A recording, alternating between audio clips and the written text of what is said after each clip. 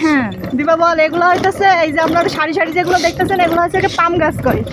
আপনারা চারিপাশে দেখতেই পাচ্ছেন সারি সারি পাম গাছ।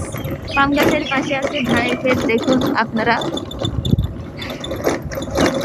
তাই তো ভাই? রতনগর বিখ্যাত ধানের ক্ষেত। রোডটা দেখলেই প্রেমে পড়ে যাবো রোডে। হ্যাঁ হ্যাঁ হ্যাঁ, না বল বল বল, দিবা দিবা বল, দিবা না তো আসলে বলতে পারে না।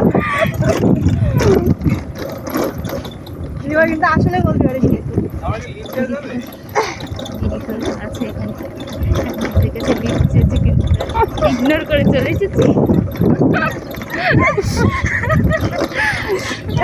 না, দিবার দিবার ঘাড়ে তো তুলে দেওয়া যেত না, আমি তো অবশ্যই ভুল হয়ে গেল ম্যাডাম,